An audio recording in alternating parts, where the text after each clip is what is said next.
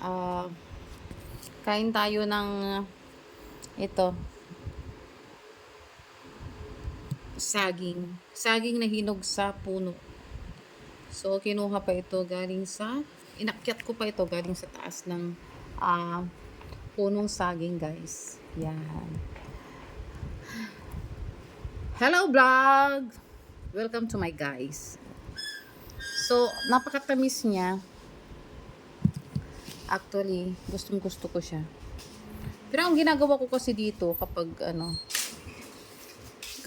kapag nagre-crave ako nung bata pa kasi ako, gustong gusto ko yung saging na ganito hinog, tapos siya, hinahalo ko siya sa kanin, yung mainit na kanin, tapos lalagyan ko ng it's either asin or bagoong or sugar, yon kanin, saging at saka ito. Tapos ang sarap-sarap. Minsan ginagawa ko pa rin yun hanggang ngayon.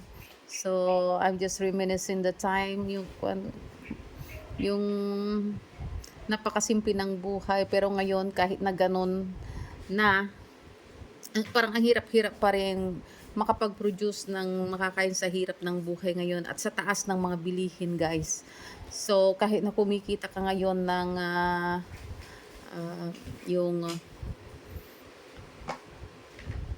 ang sweldo mo ngayon ay ano bang tawag nila doon? Yung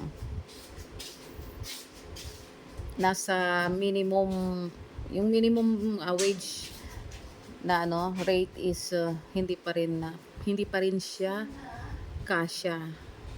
So sa taas ng mga bilihin ngayon.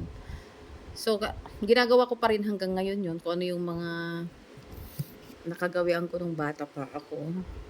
Noon kasi ang daming pagkain, kahit na ang hirap ng pera. Pero ngayon, ang laki na nga ng dala mong pera, kukunti pa ang nabibili. So, pasalamat ka na lang kapag kumakain ka ng 3 beses isang araw. Ayan. And I thank God kasi itong mga ito is kinukuha lang namin dito sa bakuran, and it's pure organic talaga siya.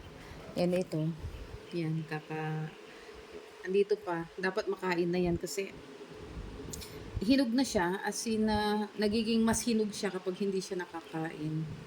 And ganito rin, hinog na siya sa puno. So nagtatanggalan na siya dito sa piling. Yan.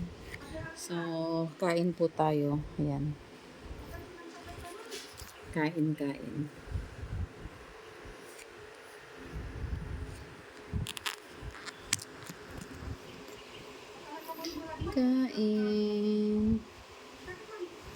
Ayan.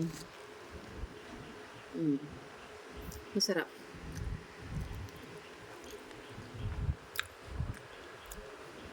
Super yummy. Ang tamis. Hindi katulad yung mga pag wala kasi kami na harvest na saging, bumibili ako sa palengke. And you know what? Siya, ampasagar. Ampasagar. Ano sa Tagalog yung ampasagar? Mapakla. Mapakla. Yan. Sa English, never mind. So, ayan. It's a blessing na mayroon pa rin mga ganito. Nakukuha lang sa paligid. Ayan. Kain po tayo. Kain. Ay, Lord God. Ayan.